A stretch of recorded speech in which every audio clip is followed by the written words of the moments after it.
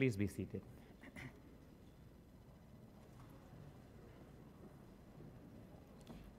Good morning, everybody. My name is Ravu Unnava. I'm the Senior Associate Dean of Students and Programs at Fisher College of Business. this is the first pre-commencement that I am doing, so this is the first pre-commencement for most of the graduates here. And so if there are any mistakes, it's mostly me. Caitlin has made sure that I stick to the script. And I just wanted to make sure that I deviate from it right at the beginning, because as I was going through the script, I found that she had omitted to thank the staff of the graduate programs who have done a marvelous job in creating this experience.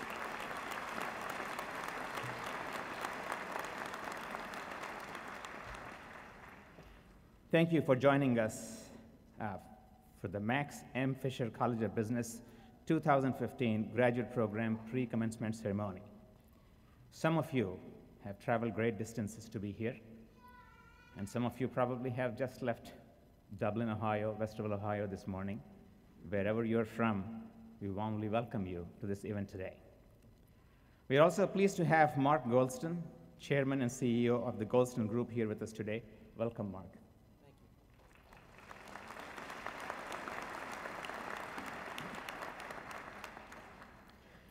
There is a sense of anticipation in the air this morning. I almost go back 33 years when I felt it in your seats. It may be the anticipation of a paycheck replacing a tuition bill statement. It may be the anticipation of more time with a spouse, a partner, or with one's children. It may be the illusion that somehow life will now be simpler.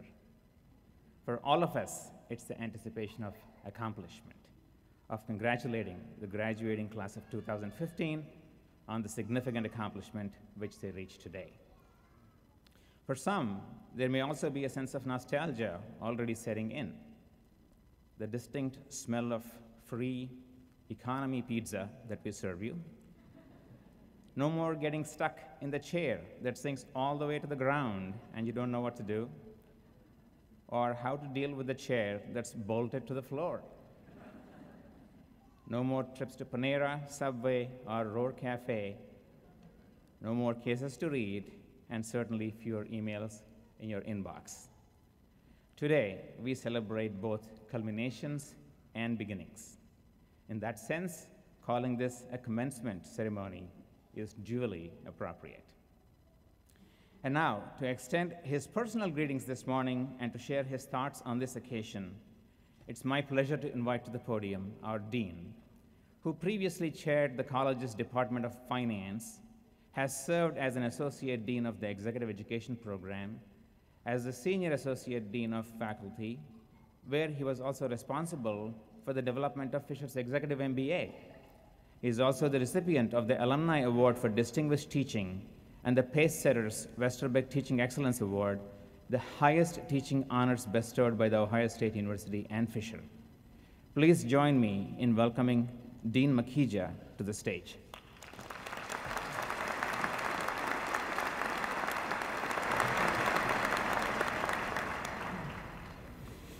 Thank you, Rao.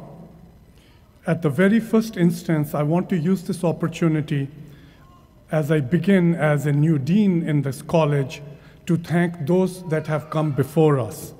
So let me point out first that I am grateful for inheriting a fine institution. Good morning, everyone. How are you doing? OH? All right, now we can begin. On behalf of the entire Fisher College of Business community, I want to extend a warm welcome to all of you for joining us today to celebrate our graduates. Before we recognize the many accomplishments of the class of 2015, let me take a moment to acknowledge and thank those who have supported these students throughout this journey. The family, friends, and loved ones gathered here today. Rarely is success accomplished alone, and your tremendous support of these future business leaders is a worthy one. So too are the sacrifices of time and of resources that you have made so that these students are prepared for success. As a college, we recognize the enormous trust you have placed in us to provide your loved ones with the critical curriculum and experiential learning opportunities that truly distinguish Fisher graduates. Please accept our deepest thanks and appreciation.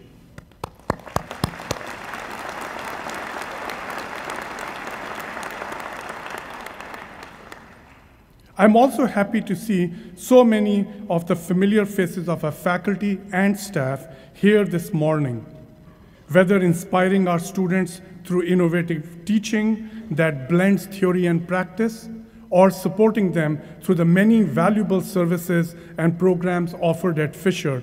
I know that our entire college community has worked tirelessly to prepare these graduates. And graduates, be assured that our commitment to you is a lifelong one, as our career management and alumni relations team will make every effort to keep you engaged with Fisher. Please join me, Dean Unova, Dean Ward, and Dean Greenberger in recognizing the wonderful faculty and staff here today.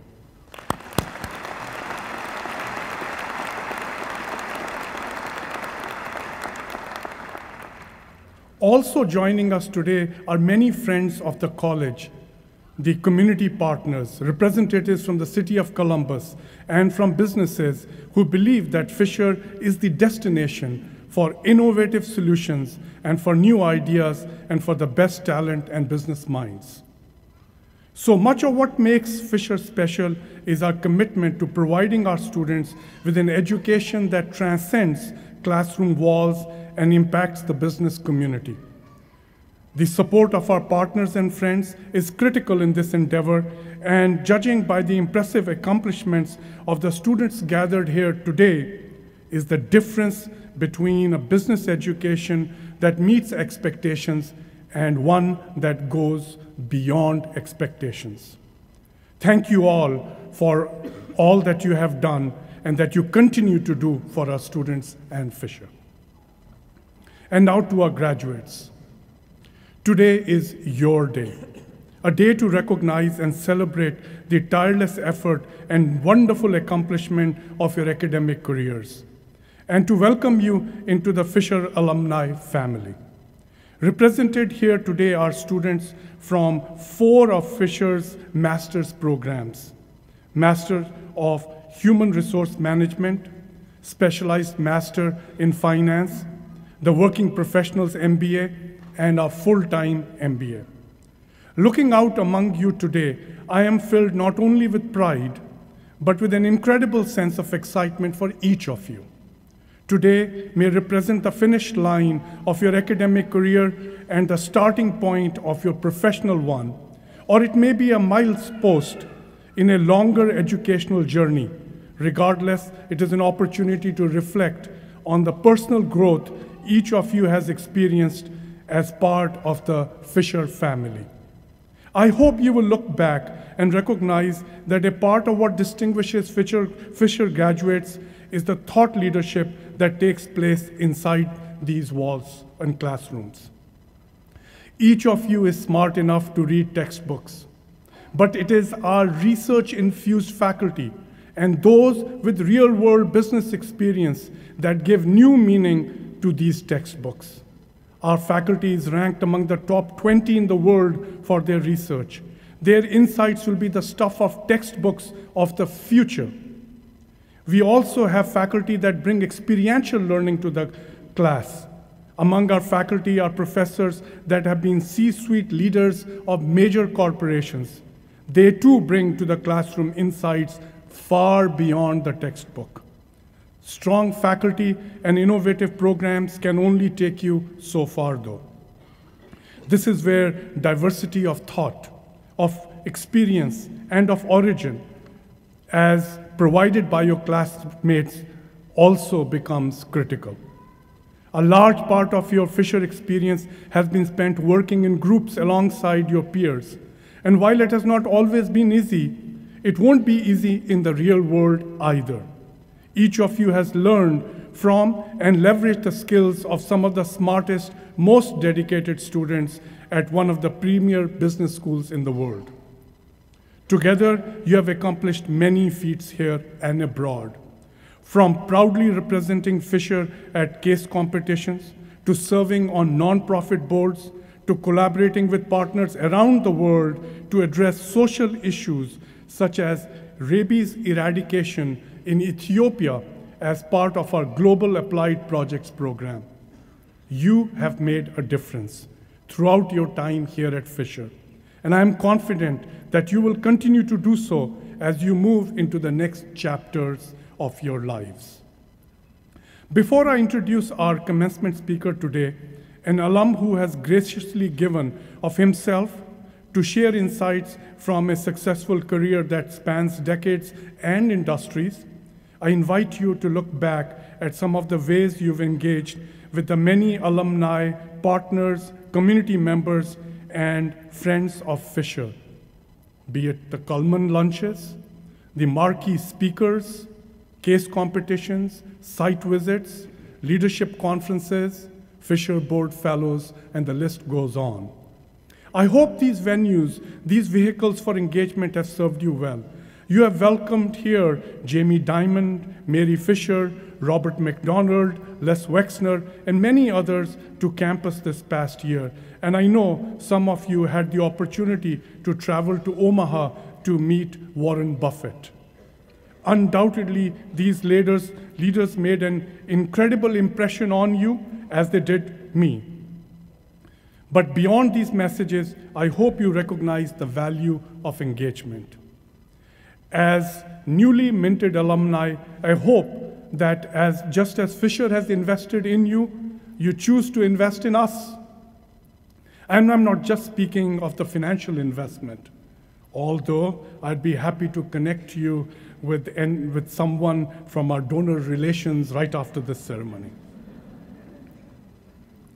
As you've experienced firsthand, our classrooms are always open to our alumni.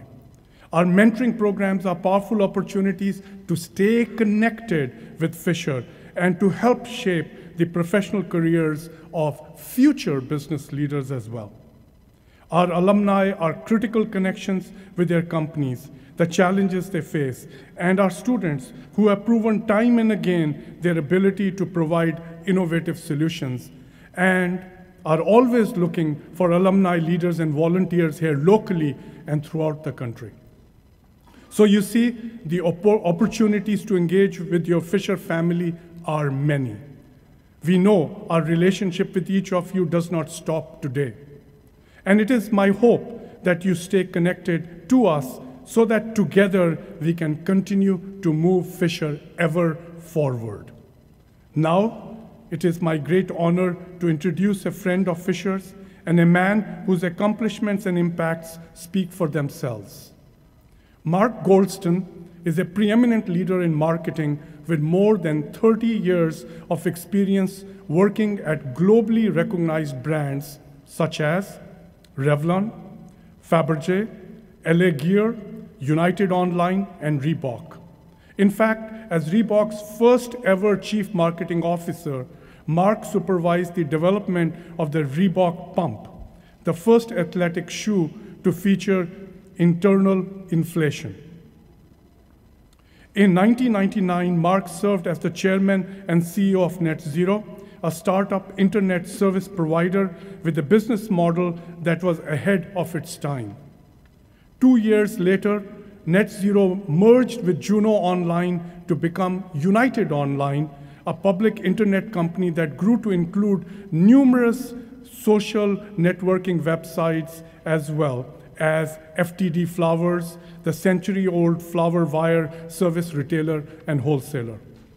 Mark is now executive chairman of Pulse Health, chairman and CEO of the Goldston Group, and most recently became the co-founder and general partner of Athletic Propulsion Labs, an athletic footwear and apparel company founded by his sons, Adam and Ryan. Throughout this amazing career, however, Mark has remained a dedicated and loyal Buckeye. He's a member of the Dean's Advisory Council here at Fisher. He delivered the commencement address to the class of 1994 inside Ohio Stadium. And most recently, Mark returned to Fisher, where he was honored with the 2012 Beta Alpha Psi Distinguished Alumni Award. Please join me in welcoming one of our very own, Mr. Goldston.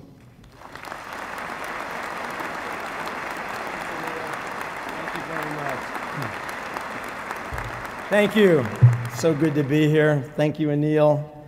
Thank you to Chris Poon, your former dean, a dear friend, did an amazing job, and Joe Aludo, who Joe and I met when Abraham Lincoln was in the White House, and I've known forever and is an absolute icon at Ohio State. Actually, this is kind of weird for me. Last time I was in Mershon, I think it was at a Billy Preston concert in 1975, and we all must have looked like really funny, you know, with big hair, bell-bottom pants.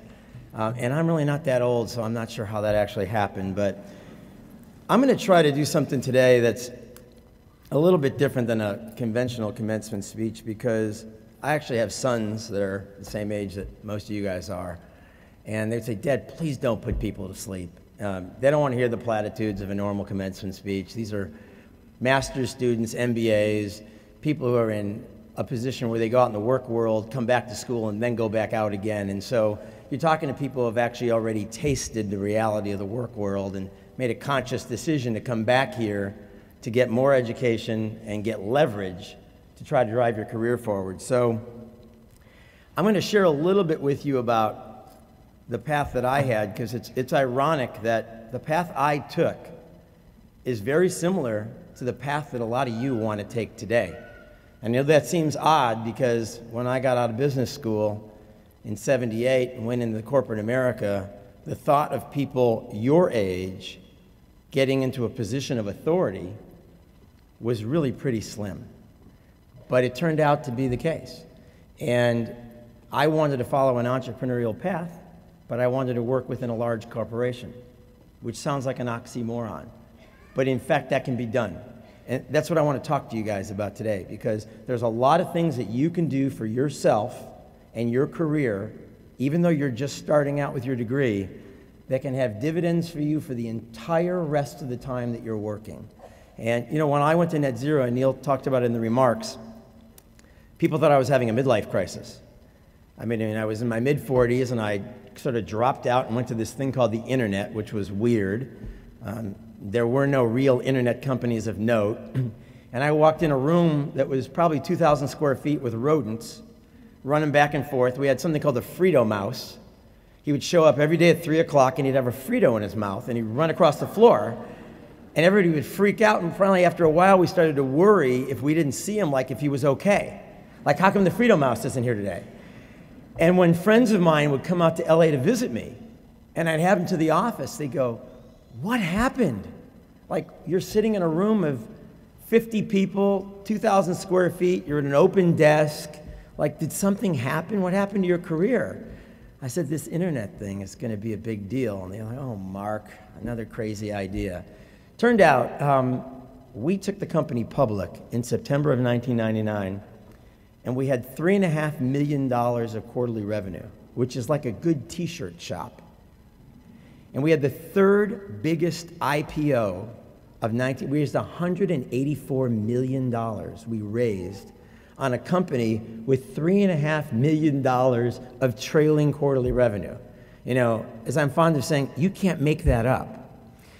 But the really good thing was I was on the treadmill one morning, and my mom calls me, and she says, hey, Mark, did you read the journal today? I said, no, Mom, I'm on the treadmill. Why? She says, we might not want to read it today. Today's probably not a good day. I go, why not? She goes, well, you've been called the dumbest business model of all time. I sat down with that. She said, no. In fact, they also referred to the merger that you just did with Juno as being two skunks trying to breed a mink. This is my mother telling me this. So I'm like, you know, Mom, they're not too far wrong. I mean, we are kind of two skunks. I mean, the internet had gone up and then it crashed. So I lived through the nuclear winter of the internet. So we were everybody's darlings, and then we were, you know, the scourge of the earth. The internet melted down. I had a 37-cent stock. 37 cents. That means it doesn't have a 1 in front of it. So I get a letter from the NASDAQ, and they say, because these are the same people who loved you when you rang the bell when you took your company public, that if you don't get your stock over $1 in 60 days, we're kicking you off the NASDAQ. So what did I do? I found another company that had a 67-cent stock that also got a NASDAQ delistment letter. And what do you think we did? We merged. So the two skunks actually did come together, and within a year, that dumbest business model of all time actually made a profit.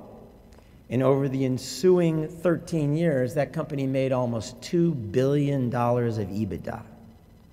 From the dumbest freaking business model of all time.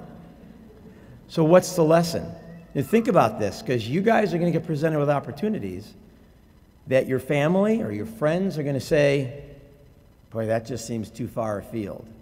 But this is what mavericks do. So some people like to say they're mavericks, and some people actually like to be mavericks. And people have to not be afraid to fail when you go into businesses like this. Because when you see people who are entrepreneurs, very rarely will you ever find an entrepreneur who hit it right on the first time. Very rarely. You know the old expression, what do you call somebody who's failed 5 times?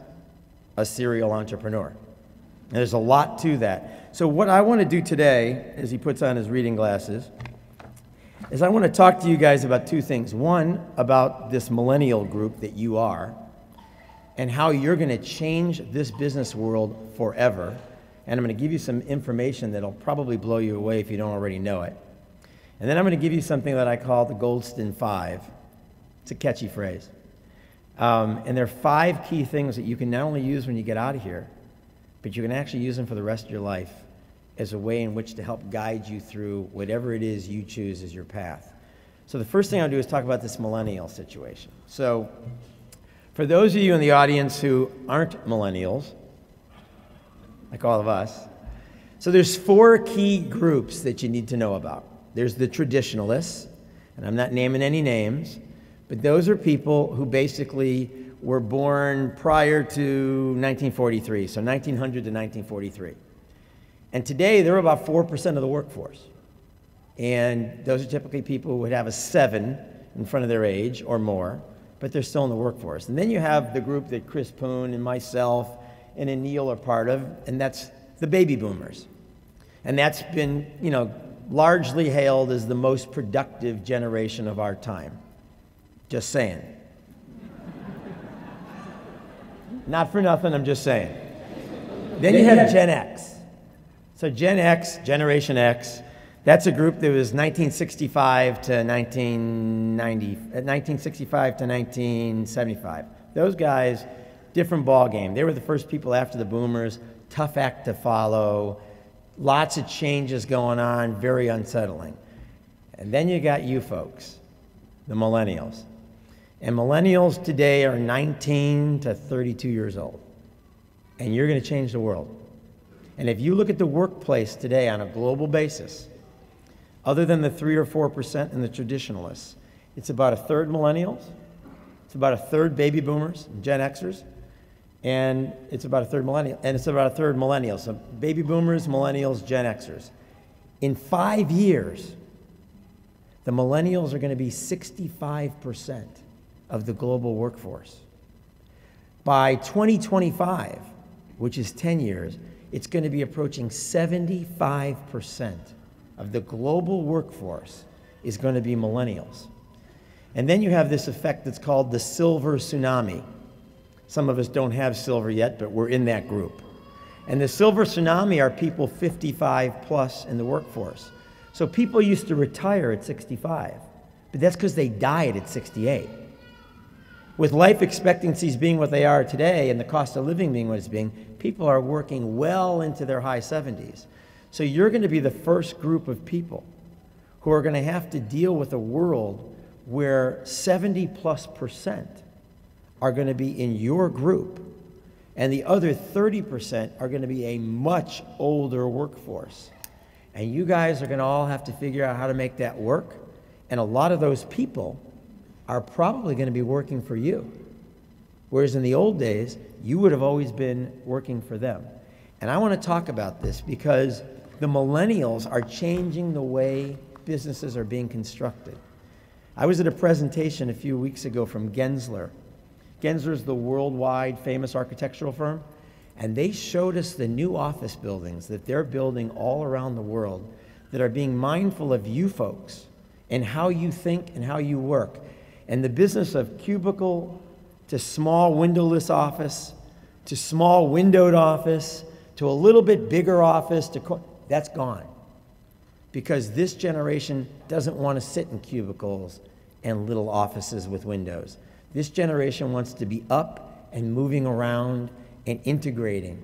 You guys believe, which I share your view, that sitting is the new smoking. Sitting is about the most unhealthy thing anybody can do. We weren't built to sit. But your generation is the first group that's actually done something about that. So you're digitally savvy. You live on your smartphones and your tablets. The last thing you do at night, according to recent studies, 80% of millennials, the last thing they do at night is what? Check their smartphone. You know the old adage that everybody ends the evening with good night kiss? Now that's a smudge on an iPhone screen. It's true. So businesses used to say, don't bring your cell phones to work, only make business calls. Good luck with that. You folks live in a smartphone, tablet type world, and so businesses are going to have to adapt.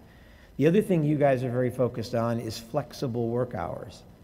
Flexible work hours would have been heresy to suggest 10 years ago. What does that mean? I mean, in my day, flexible work hours meant sleeping late, right? Today, it's, hey, I may be sending you an email at 11 o'clock at night. I might send you an email at 1 o'clock in the morning. Am I on the clock? If I'm working a job at a major multinational company and I'm working 9 to 6, am I off duty after that? Does that mean I shouldn't send the email at 11 o'clock at night because I wanted to get the project done? So millennials are saying to their employers, don't hold me to this 9 to 6 malarkey. Don't hold me to sitting in a cubicle. Tell me what I need to get done. Tell me when I need to get it done, and I'll get it done. And if I want to do it at 11 o'clock at night, and I therefore want to be in the office at 10:30 in the morning instead of 9 o'clock, I'll be at the staff meeting. I'll make sure I'm at the key meetings I need to be at, but I'm not just going to sit there like an automaton and punch a clock. That's a very difficult thing for anybody in the workforce who's in the baby boomer generation to grasp, because we're used to being in positions of authority where we create the rules and then we enforce the rules. And people who come in behind us learn the rules, adopt them, and then they become us, basically. And your generation is committed to, and I mean this in a respectful way, not becoming us. You don't want to become your parents. You want to take the best of what your parents have given you and become your own generation and not copy what's been done time and time again. And that, to me, is an incredible thing, because I believe you are the first group of people ever to enter a workforce where there's the opportunity for bilateral mentoring. So what do I mean by that? By the way, I get this. I have 28-year-old twin sons, and I get this from them all the time. I mean, literally, since they got out of school and have started their own company, I have learned so much from my sons that I would have thought they were 10 years away from being able to impart business knowledge to me. But they are so much more, and I was on the internet forever, digitally savvy. They live in a world where social networking is second nature to you. Your digital awareness is so far in excess of the senior management of any company you're about to join that if the companies are smart, while they're mentoring you and they're teaching you, because you have to learn this, how to run a business, what it takes to resource capital, what it takes to evaluate people, what it takes to create products, you can teach them how to communicate to consumers using the digital world that you are very much more facile with than they are. So you can mentor up and they can mentor down. And let me tell you something. If the leaders are secure enough to allow you to do that, I can't even imagine what business is going to accomplish in the next 10 years. Because you have to have a seat at the table. When I entered business, you would not have had a seat at the table. I became a CEO of Fabergé. I was 31 years old. I was really young. And for a while, it was very hard for people to deal with the fact that someone young had a job with this level of authority. You don't really have to deal with that phenomenon anymore. You live in a world where we've become accustomed to young people having a very high level of responsibility, authority, and more importantly, respect. You don't have to apologize for the fact that you have light tenure. You have to celebrate it. You have to not be so cocky that you think that the old world is not something you need to learn about. But you've got to be confident enough to say, I'm going to have a seat at this table, and I'm going to make a contribution here. And I'm going to be somebody adding value, even though I may be 1 year, 2 years, 3 years out of school. Because what's interesting about you guys, when we got out of school, our plan didn't work out that way, was to spend probably most of our career with 1, maybe 2 companies. Your former dean, I don't know if she's ever told you this, was one of the most accomplished executives in the United States. I mean, she ran a major pharmaceutical division of Johnson & Johnson. That is a huge accomplishment. But she did it as an enlightened leader. One of the reasons she could adapt to this job as the dean of this school is because she was an enlightened executive. She'd come in here with classic corporate speak to try to be the dean of students who are millennials. That wouldn't work. So you guys are all going to hold between 6 and 9 jobs in your careers. That's what all the data suggests. And you guys think that spending 18 months or 24 months on a job is just fine. In our generation, that would have been called a tenurist. Today, that's called a maverick. And so I implore you to find something you're passionate about, because I think there's going to be a huge level of transiency in the workforce in the next 5 years, because the economy was so bad in 2008 to 2013 that many young people took jobs just to get a job. It wasn't what they were trained in, it wasn't what they wanted to do, but they needed to get a job. And now that the economy is going to get better and the opportunities will come in front of them, they're going to say, I now want to pursue that which I was either trained for or I'm passionate about. So you're going to see a huge amount of displacement in people who are in the millennial generation. And that's going to be very disruptive to business, and they're not sure how they're going to deal with it, because they invested all this money in training people that they know for certain are about to leave the coop. So you guys and gals are in a unique situation. You're walking out of here with an outstanding degree that you can leverage all different ways in the workplace. And you have a respect level from your superiors in terms of age where they're actually counting on you to add value to an enterprise versus going in as a plebe. And I think that, I mean, that would have been the most wonderful situation to be in as a graduating master's student. Very few people have ever had that opportunity. You also have the advantage of having a Fisher degree, which in my estimation is, you know, a tremendously prestigious thing to have. And I know a lot of you are going to go work in corporate America, and the respect that this school has gained in the past 15, 20 years versus what it was before, which was good, now it's great, is really special. So one of the words of wisdom I'm going to give you before the Goldston 5 is, one of the things to remember is, and you really need to think about this, and I'm sure your parents will appreciate me saying this. So age is not what makes you old. What makes you old is being closed-minded, intransigent, and resistant to change. And if you're not any of those things, you can be the most innovative maverick on the planet in your 60s, your 70s, well into your 80s. I mean, look at Callaway, the golf company. It was invented by Ellie Callaway in his late 60s. He was supposed to be in retirement. Couldn't get any distance on his drive, so he invented an oversized driver. How'd that work out? So think about this. It's got nothing to do with chronological age. It has everything to do with perspective and attitude. So with that, I want to transition you into my Goldston 5, because to be quite frankly with you, these things are timeless. I could have told you this 10 years ago. I can tell it now, and I can come back in 10 years and do the same thing, and I think they will work for you. And so I hope that you guys will embrace this. And one of the first things that I talk about, I wrote a book back in the early 90s called The Turnaround Prescription, which, by the way, I would suggest everybody get a copy of. And keep it next to your bed. So if you can't sleep, 10 pages of this thing, you'll be out like a light, and there's no side effects. It's a little dry, just saying, but it was written as a blueprint on how to fix troubled companies. And one of the things that I coined, and I've always used, is this term called a go-to-war skill.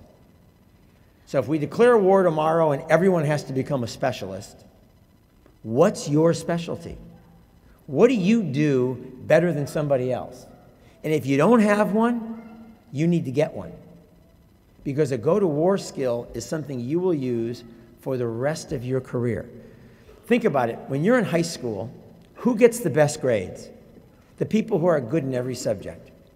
They're generalists. Most of those people will never be CEOs. I mean, I hate to say this. I hope I'm not offending anyone. The people who become top of the heap are people who are specialists. They were great at math. They were brilliant at science. They were gifted at writing, but they weren't good at everything. So when you start your career, you're a specialist. And if you're a great specialist, guess what happens? You get to become a CEO. And you know what happens when you become a CEO? You become a generalist. So you've taken your go-to-war skill to the top, and now you're a generalist. And now you have to be responsible for everything.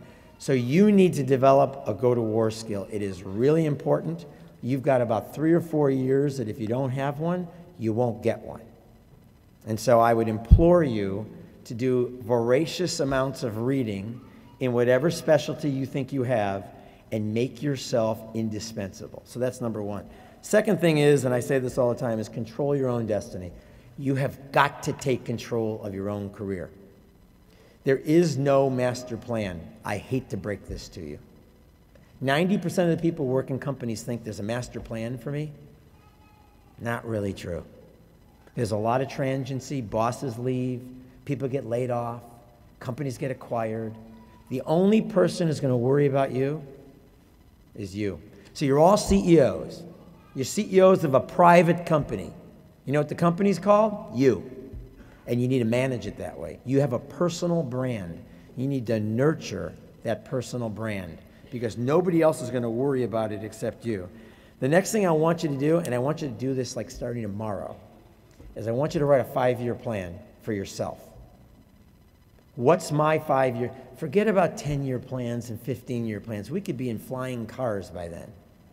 Really. One thing you know about a 10-year plan is it's going to be wrong. 5-year plans are where do I need to be? If I'm not there in 5 years, I need to course correct because the years will burn off before you know it. So set a plan, set objectives, and make sure what you're doing is tracking you along that path. Because as I'm telling you, nobody else is going to do it. And you will wake up one day and you will go, where did the time go? And how did all these other people pass me by? And that is not a great thing to have happen. The fourth thing is, and I feel very strongly about this, is ethics.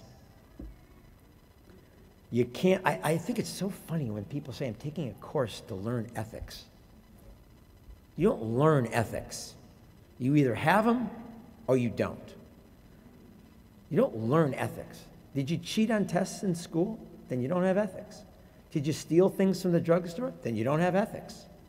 So either you have them or you don't. So if you commit yourself in business, I've been a CEO for 30 years. I commit I'm going to do the right thing. I'm going to make mistakes, but they won't be ethical mistakes. They'll be mistakes of judgment. I was just wrong.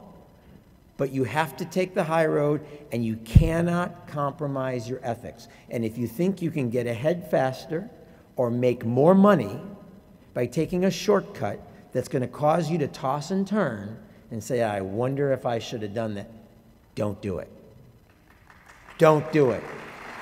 It's really important because I've seen it happen, and I'm going to tell you right now, there is no erase button on your reputation, especially with the internet.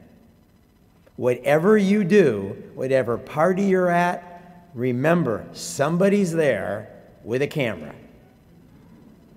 And it ain't TMZ. And if it is, maybe you'll enjoy that. But if it's not good. College ball players have lost scholarships because of it. Young traders have ended up wearing orange jumpsuits because of it.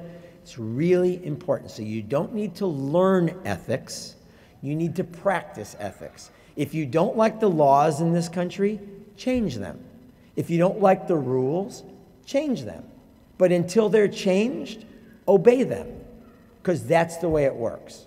And that's not old-fashioned, that's the gospel.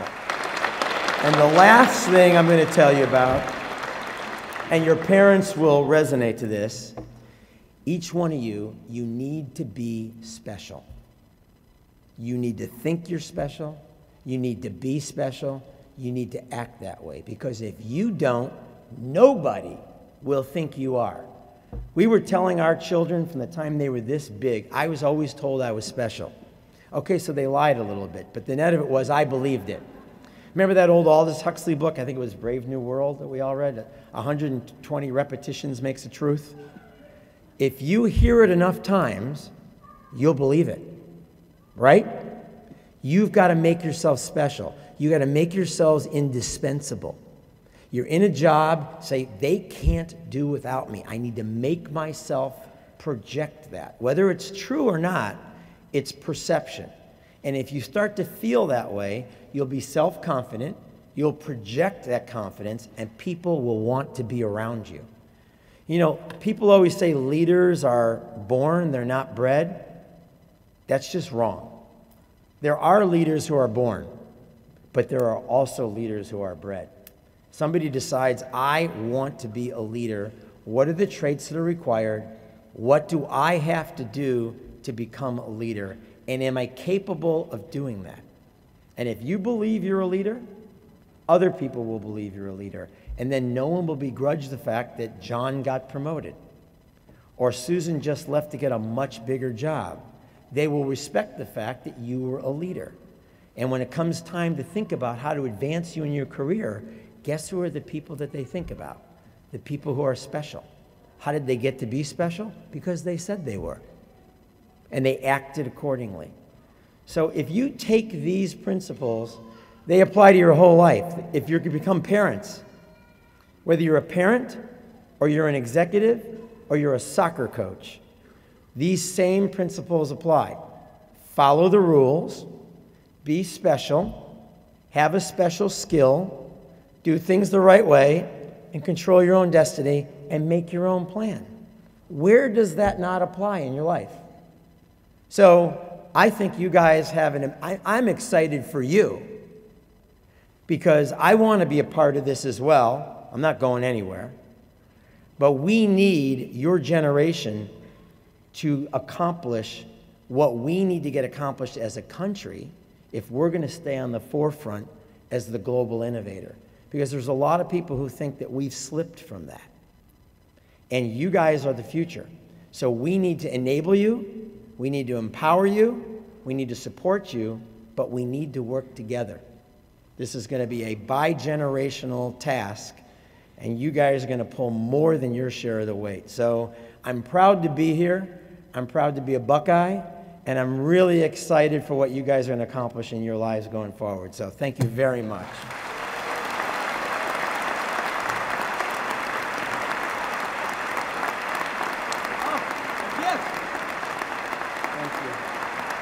Thank you, Mark, for an extraordinary speech. Thank you. Your insights will stay with us. Thank you. Thank you. And now I invite Senior Associate Dean Peter Ward to continue the ceremonies.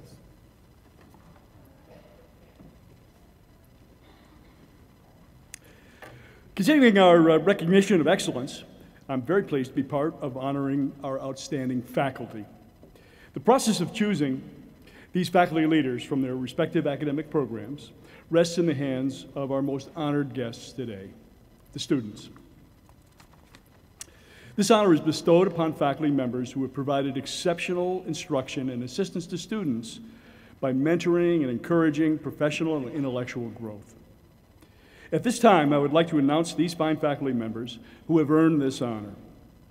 If I may, please hold your applause until all the names are read. Faculty, please stand as I read your name. Our first recognition is for the full-time MBA Corps. We are pleased to recognize Professor John Gray from the Department of Management Sciences for his work in the Core Data Analysis course.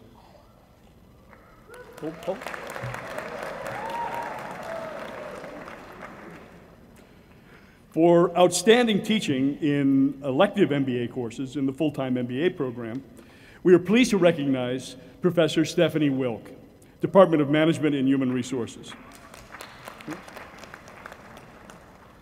Our next faculty recognition is for outstanding teaching in the Working Professionals MBA Corps. We are pleased to recognize Professor Ben Campbell, Department of Management and Human Resources, for his work in the MBA Corps Economics class.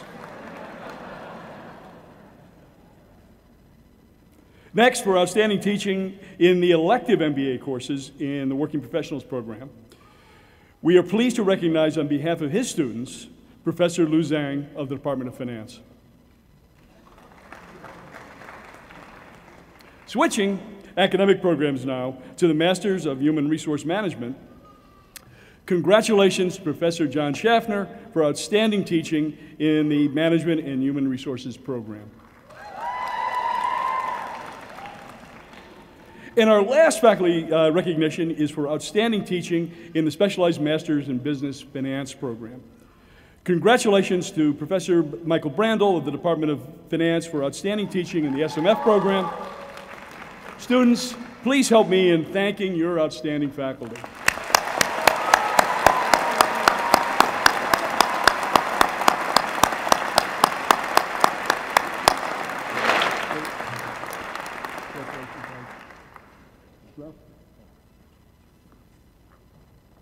Thank you, Peter. Actually, several years ago, I had the fortune of sitting in some of the classes taught by these faculty, and I consider you guys to be lucky to be sitting in those classes for a long time. Our attention now turns to recognizing some of the many accomplishments of the talented individuals making up this year's graduating class of Fisher students. Our student organization presidents have been elected to a leadership role that provides them an opportunity to leave their mark and develop as future business leaders. I would request the student organization presidents to please stand at this time.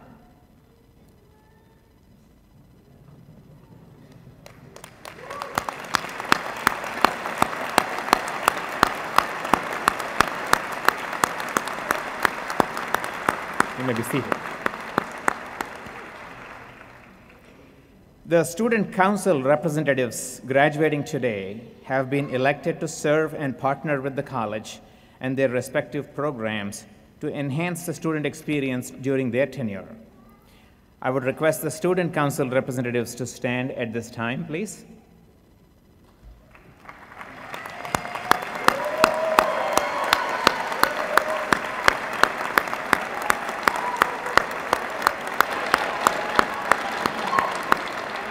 Please be seated.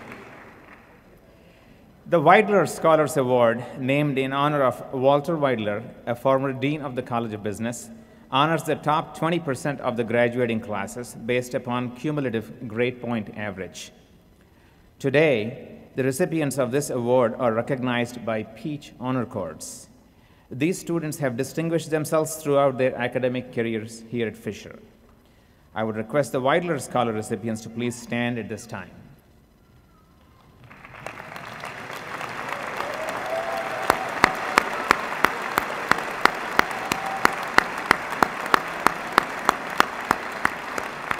Please be seated. Let's take this chance to once more congratulate all those outstanding students we have just recognized.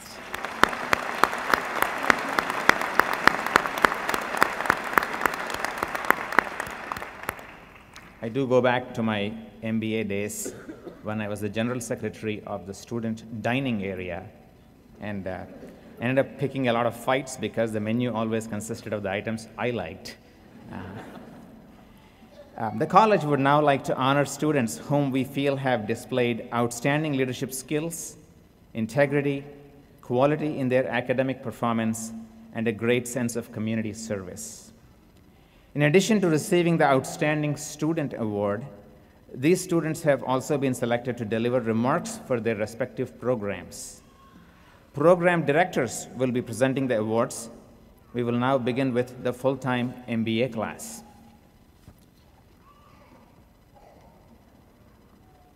Good morning. My name is Shashi Mata.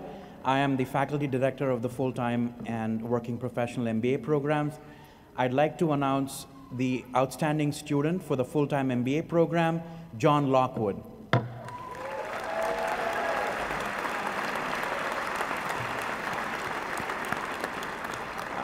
John is at a family wedding today. He is not with us. I would like to invite, on behalf of the full-time MBA class of 2015, Brian Burdick to share his remarks.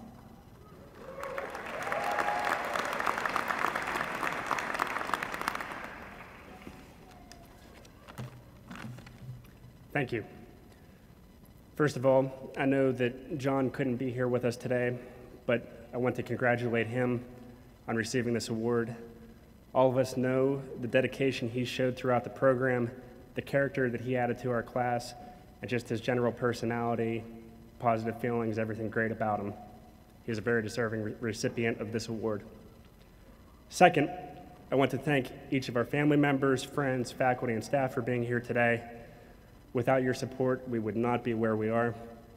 Additionally, we each have dozens of others not in attendance here today who in one way or another guided us through this MBA journey, and we are all very grateful to them.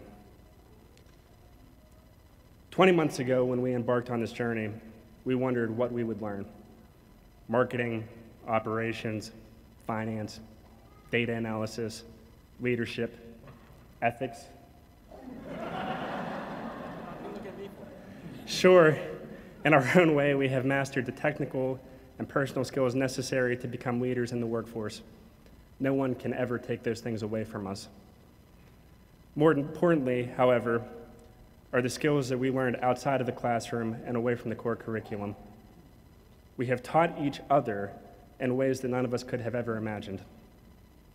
Whether it was during a pivotal moment of a core team discussion or a lighthearted moment in an extracurricular activity, we all can look back on certain moments that defined our experience in this program. While some are better than others, all are equally important in remembering our time here at Fisher. Over the years here, dozens of official school organizations and peer groups emerged that distinguished our program from all others. Academic organizations such as Fisher AMP showed the way to garnering respect both in Columbus and across the Midwest, especially with successful programs such as the Marketing Hop and the Marketing Summit. On that same note, the Fisher Board Fellows made an undeniable impact on the organizations they helped in the Columbus area, and Fisher served worked remarkably hard to increase student awareness and involvement in local charitable efforts. Although one of the things that a lot of us failed to learn was the complete dance routine for the UTSOF performance, we all must recognize the efforts of Fisher Indian Student Association to bring so much culture and excitement to our program. We also will never forget the seemingly endless laughter provided at Fisher Follies, specifically the community building that occurred from the creation and perfection of so many videos. Our dual degree peers brought us new perspectives on health, science, law, and public policy, and steered our discussions in ways that they otherwise never would have gone.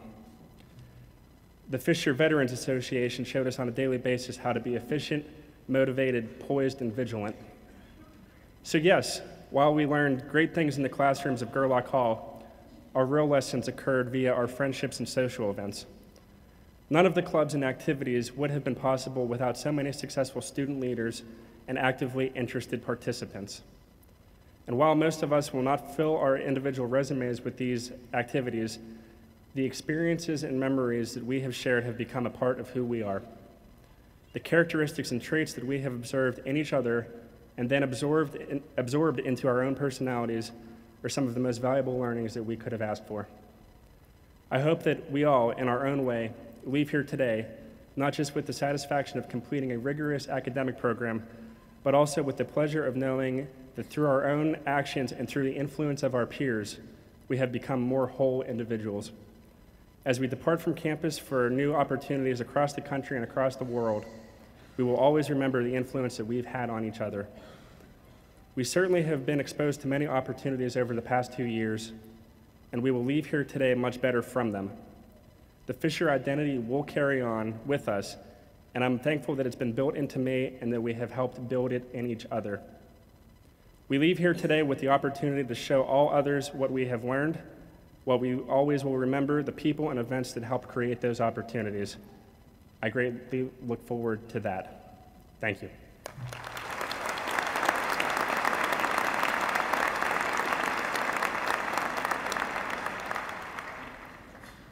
I'm delighted to announce the outstanding student in the Working Professional MBA program, Jeff Voorhees.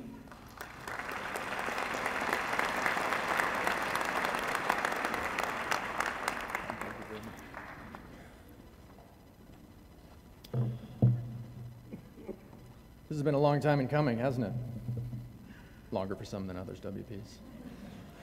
And while we've all sacrificed tremendously to be here today, it really is important that we recognize the contributions of the people who are not wearing caps and gowns. The spouses, significant others, children, family, and friends who have sacrificed quite a great deal to help us be here. Sometimes that may have just been years of incessant whinging that they've put up with, supporting us throughout this, and, well, you know, sometimes just having to cope with not having constant access to our bright, shining personalities. Really, I would like to take a minute and thank all the people who have helped us be here today. Thank you. So what did we learn? Sure, we've read a lot of things and we know a lot of stuff, but information's cheap. We all have something in our pocket right now that puts all the information of the free world at our fingertips. And if you take all the things we've read in class, I mean, what's the line from the movie? Everything we read in class you could have for $1.50 in late fines at the public library. So, the real value of Fisher, the real value of programs like this, whether it be SMFs or MHRMs or MBAs, is that we're surrounded by people with vastly different personal and professional experiences, personalities, perspectives, insights. And as a result of being surrounded by these people throughout our tenure here, we come to see the world differently, see each other differently, and see ourselves differently. Because of the rigor of the program, the projects that we work on, all the different settings and challenges that we faced already, we know that we can comfortably face the unknown. We can welcome ambiguity and uncertainty, and we have every reason to be confident in believing, well, that we will rise to the occasion. That is what we've learned at Fisher, and I'm honored to be counted among you. Thank you.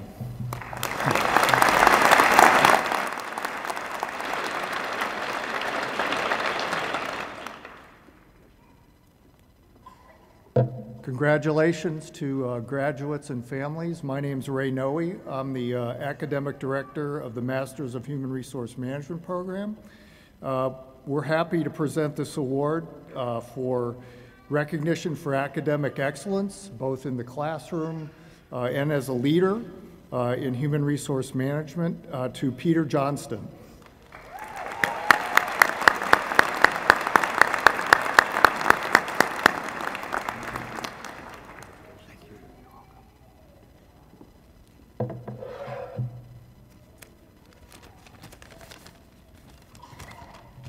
So I had a couple of renditions of the speech, but before I start, in honor of Professor Schaffner, I gotta get my power pose. I think I'm good now. Again, thank you to our families, thank you to the faculty and staff, and definitely thank you to the students. It's been a great 2 years. It's been a wonderful, fun ride, a journey. We've made friendships. We've made a network of people that surround us, not just in our classrooms, not just in our communities, but around the world. When I chose to come to Ohio State. I came for a couple of reasons, but one of them was when I travel the world, I want to be able to stay at different people's houses so I don't have to pay for hotels, and I think I've made those friends. There's a couple of things I want you to take away, and I'm going to specifically speak to the MHRM students. You know, we've heard a lot about, you know, what we'll do in the workforce, and what we'll be doing is going to be impacting companies and the culture and the change, and we're really going to be looking out for everybody else that we work for. We're going to be worried about the marketing department, the finance department. We're going to be worried about the frontline salespeople all the way up to succession planning for the CEOs. But the two things I want you to think about are going to deal with yourself. First, take time to appreciate yourself every day. While you're looking at who are the high pros and the high pros, and you're worried about everybody else's performance reviews, I want you to sit back and look at yourself every day and realize, I'm worth it. I'm worthy of respect, I'm worthy of love, I'm worthy of admiration and appreciation. I've read a book and it recently said you're going to spend more time with you than anyone else, so you might as well appreciate yourself. So take time each day to think about yourself and how good you are, what value you bring to the organization, what value you bring to your family and friends, what value you add to society. I think that's really important. And second, I want you to enjoy the moment. You're surrounded by chaos all the time. There's going to be plenty of people, and we've heard from Professor Rucci and just about every one of our professors about the funny stories that are going to happen in the workforce, from apparatuses being thrown at each other to different things that are happening in certain parts of factories that should not be happening at all at work. We're going to be dealing with those all the time. Enjoy the moments. Whether it's your ride to work and you're surrounded by beautiful mountains or tall trees, enjoy that. When you sit down after work with a group of friends and you have a toast, enjoy the friends and family that you're surrounded by. When you have successes in your business life and your personal life, enjoy those moments. And when you fail in business, enjoy those as well, because it just means that there'll be another success that follows it. But I want you to know from me, what did I get from you over these past 2 years? And they only gave me a couple of minutes, and my classmates know that I'll speak for a long time. So I'm only going to pick out a few of you, and I'll let you know what I think, and I think it represents our class. First, I want to thank you, Adela, for your smile. There we go. Every time you walked in, you took out your earphones, you stopped typing on your keyboard, and you brightened the room, and you gave us undivided attention. I really appreciate that. You know, for Jonathan, thank you for being a genuine friend, opening up your home and showing us your talents, showing us how you might be an excellent psychologist, you might be an excellent HR person, but you're an even better bartender, and we really appreciate that from the depths of our hearts. That was wonderful. Matt Lovins, thank you so much for being true to yourself and not worrying about what other people think, because once people get to know you for who you are, you're an amazing person. You're smart, you're witty, you're great, and I really appreciate that. You taught me a lot. To Liz and Sam, thank you so much for showing us how to be capable, competent people that can lead, but sometimes the best leaders are those who are humble and say, I'll step back so that others can take that step forward and lead. You taught me a lot, and I appreciate that. Babs, wow, thank you for showing me how to be a hard worker, and regardless of whether it's a compensation project that we just completely hate, or if it's these all-nighter study sessions that we're doing for employment law, thank you so much for working hard and showing us that with a good attitude we'll be contagious and it'll spread to other people. Thank you so much for what you've done and what you've taught to me. So what I want to say at the end, you know, and I told you I wouldn't cry and that I wouldn't talk about death, so I'm just talking about like life's final performance review. When you get that, I hope that people can say this. May they say that you're a good person and a better friend. May they say that you enjoyed life. Yeah, I see I cry in this. May they say that you inspired others, and may they say that you were loved. If we get that on our final performance appraisal, I can accept that. And in the words of Matthew McConaughey, I think I can say, all right, all right, all right. That's right. Good luck, thank you, and God bless.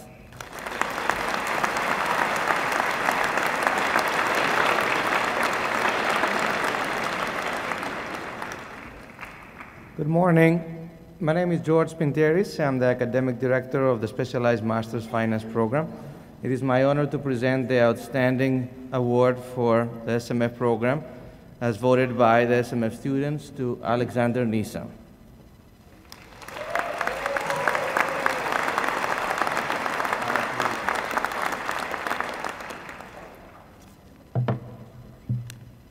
Thank you, Dr. Monteris. I'm going to keep this short and sweet. I know everyone's in a hurry. Students are ready to graduate. Faculty is ready to hustle us for alumni donations. These last 9 months have flown by. I still remember our first day of class like it was yesterday. I remember all the domestic students were on the right side of the class, all the international students were on the left side. I don't think one word was shared between the two groups. But since then, we've all become very close. A lot of laughs, a lot of learning, and a lot of great friendships that have been built. It wasn't all fun and games. There was a lot of studying, quite a few all-nighters. I think about half our program thought they were going to fail financial modeling. But we all made it.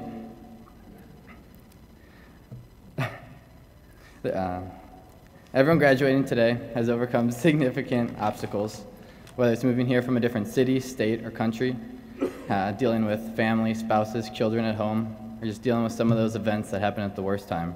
We're all much stronger for that, and I'm honored to be standing amongst you all. I think Dr. Seuss said it best, as only Dr. Seuss could, when he said, "Congratulations, today is your day. You're off to great places, you're off and away. You have brains in your head, you have feet in your shoes, and you can steer yourself in any direction that you choose. You're on your own, and you know what you know. You are the one who will decide where you go." This speaks volumes to me, as the world is at all of our footsteps, and tomorrow brings a new opportunity to keep working, learning, and to make a difference in this world.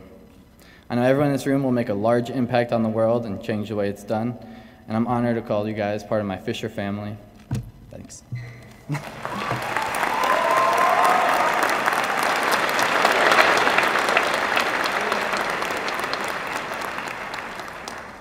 One more round of applause for all the outstanding student award recipients.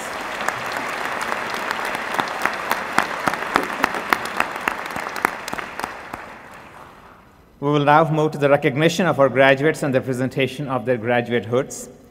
Current graduating program council representatives will be reading the class roll. Students sitting on stage will be announced first, followed by the rest of the students in the respective academic program. These names read in alphabetical order. As their names are read, the graduating students will receive their graduate hoods from members of the Fisher faculty and then shake hands with Dean Makija. Assisting me with various portions of the hooding ceremony are Professor Shashi Mada, John Gray, Stephanie Wilk, Ben Campbell, Lou Zhang, Ray Noe, David Greenberger, John Schaffner, George Pinteris, Bob Lane, and Michael Brandel. Representing the full-time MBA graduates of 2015 today are Kimberly Lawson and Andrew Vitality. So Kimberly and Andrew, please introduce the graduates of the full-time MBA class of 2015.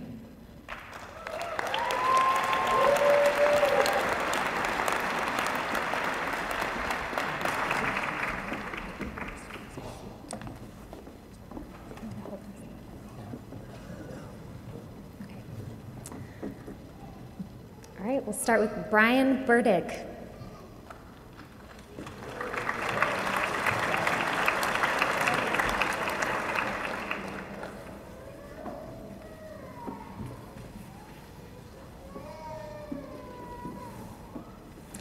Dana Abdalhadi.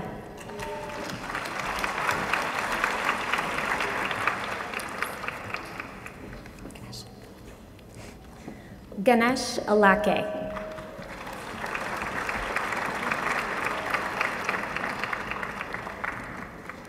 Bryn Baldetti.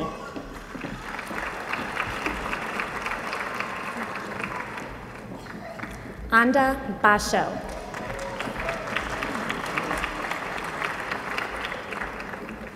Catherine Beaulieu.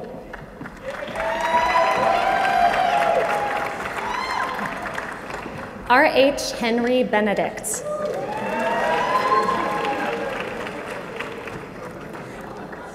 Taruna Bagdani.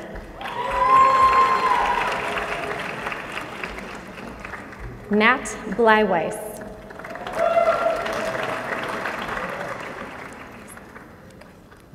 Farouk Busari.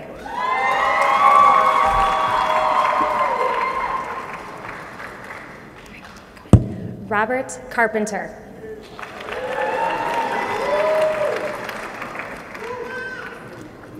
Philip Chang.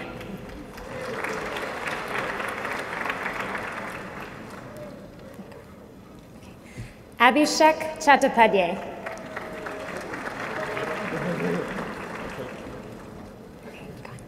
Anurag Chowdhury.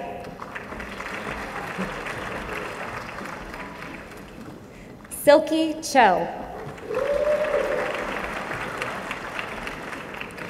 David Siambor.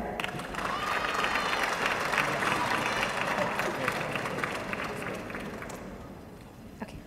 Derek Kanlife.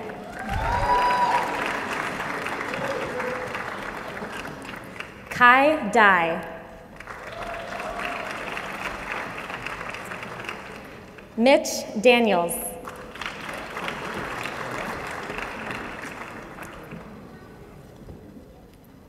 Andrew Danielson.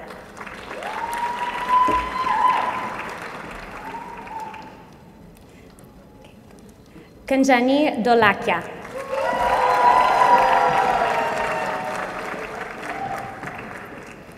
Brad Dobson.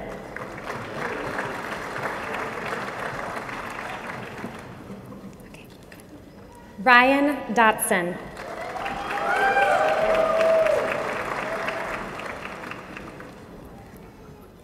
Sean Dotson.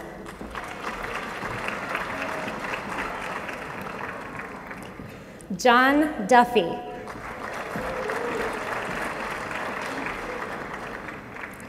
Tyler Ford.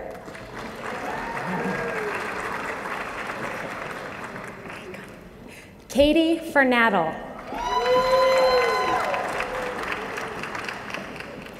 Alex Fullerton. Vera Gonagundla.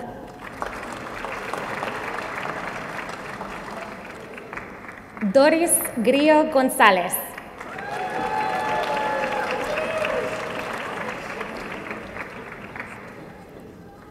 Shelly Gupta.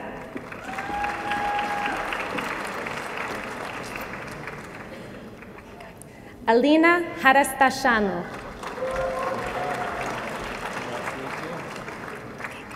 Ryan Harmanis.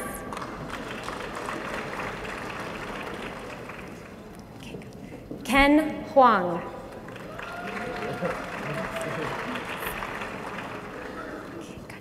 Alejandra Iberico Lozada.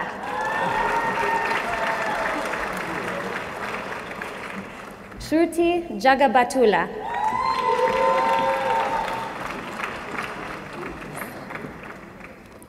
James Janis.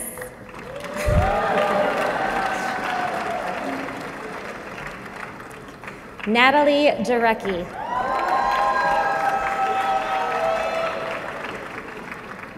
Seth Johnson.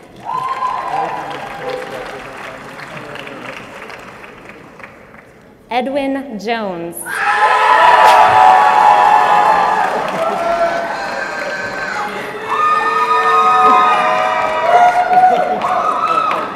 We gotta wait. Okay, gone. Okay, Pavitra Joshi. Okay. Mohammed Karamoko. Timothy Kiss.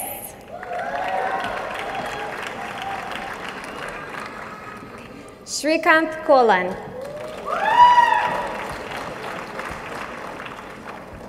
Deepak Ranganath.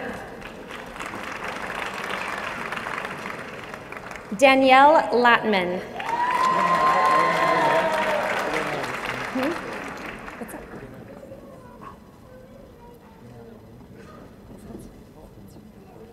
Sorry. Hofil Lee.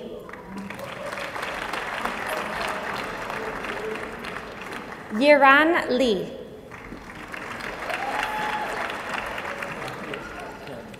Lindsay Lorenz.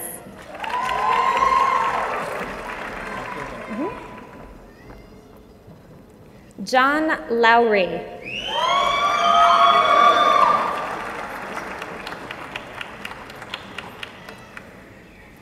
Daniel Meisterman.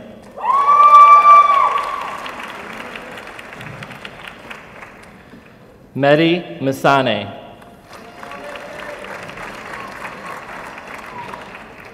Diliana Miteva. Sovik Mitra.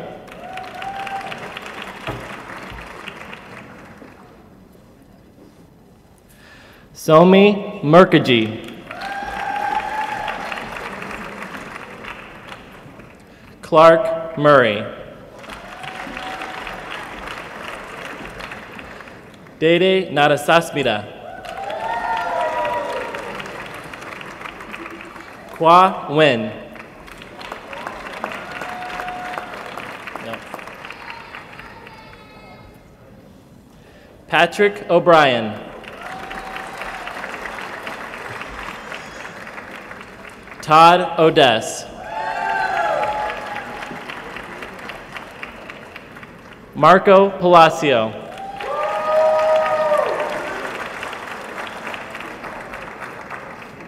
Neeraj Patel. I know.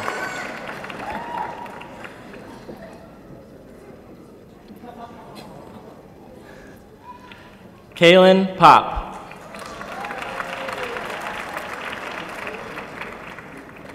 Dominic Peretta. Joel Potts.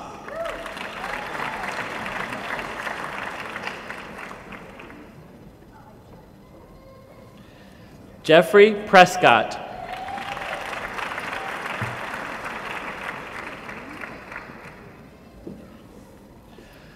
Ashwarya Ramamurthy.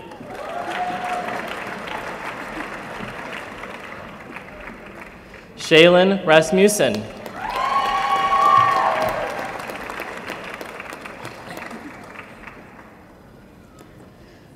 Daniel Reeder.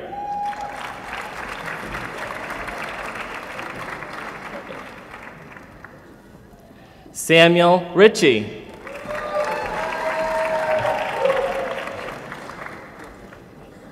Chris Roberts.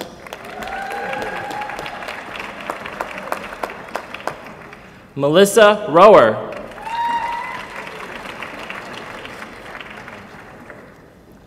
Ralitza Ruski. Tara Schuler. Katie Schoner. Jeff Skiles.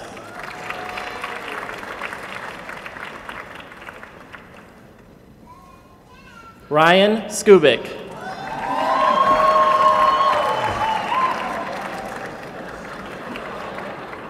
Seaton Staley. Mark Steidler.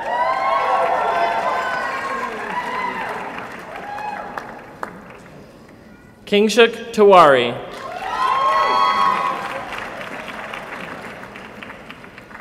Jeff Theotto.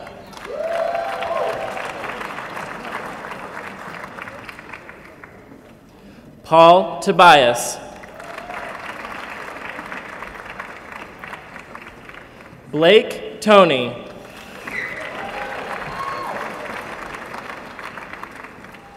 Alexandra Torch.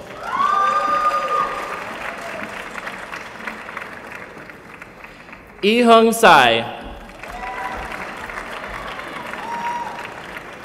Megan Tutkin.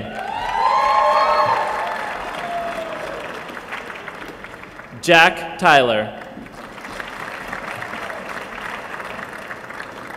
Ozoda Yurilova. David Utlak.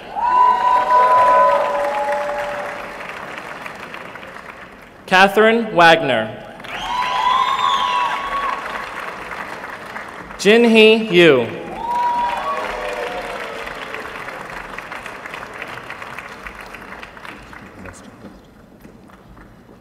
Kimberly Lawson.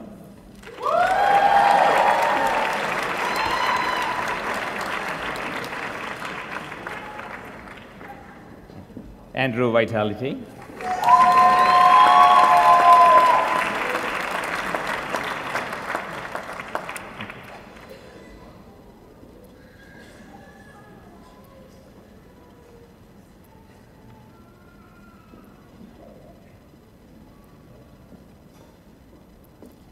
Please join me in a round of applause for the 2015 FT MBA program winners.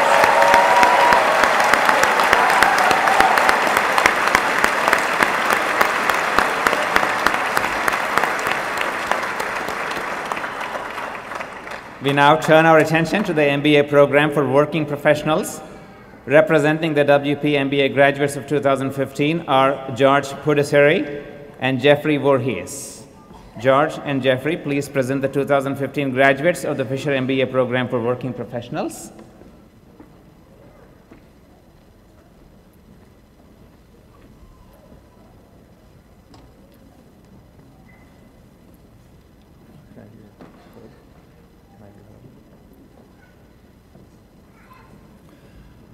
Rodney Bachrath.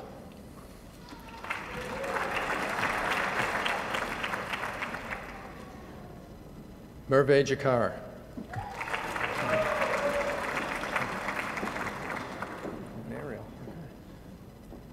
Ariel Chang.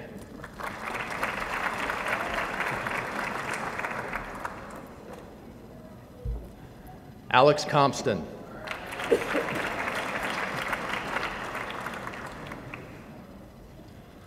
Kevin Crowfoot.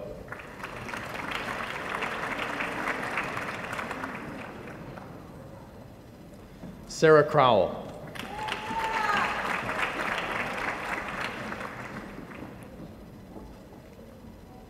Clay Daney.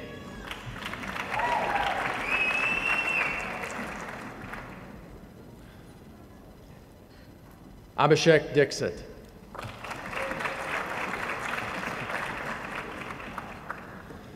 Nicole L. Farrell.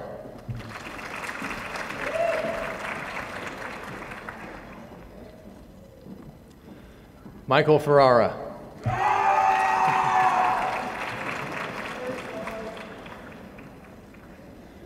Kate Fisher.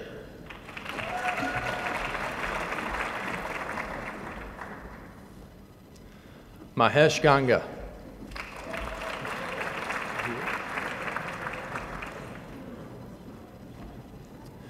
Hugh Garside.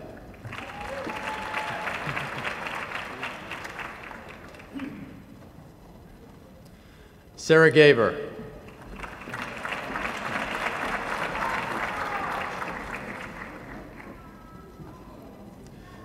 Yun Gong.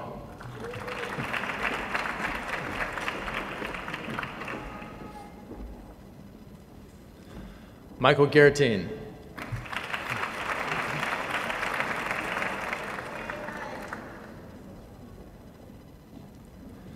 Devin Henderson.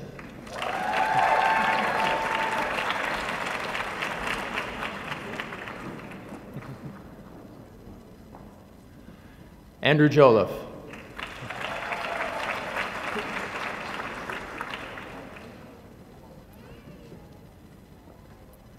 Jeff Kent.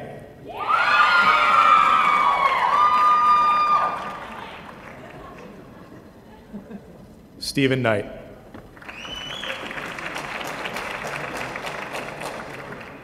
Mark Lasala.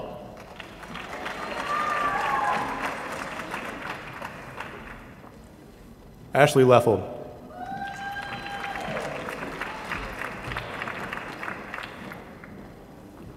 Daniel Lobert.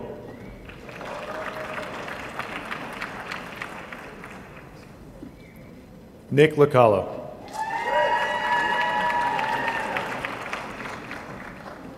Shanila Nair.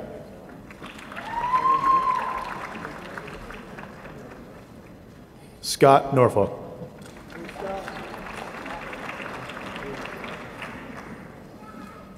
Judith Peterson.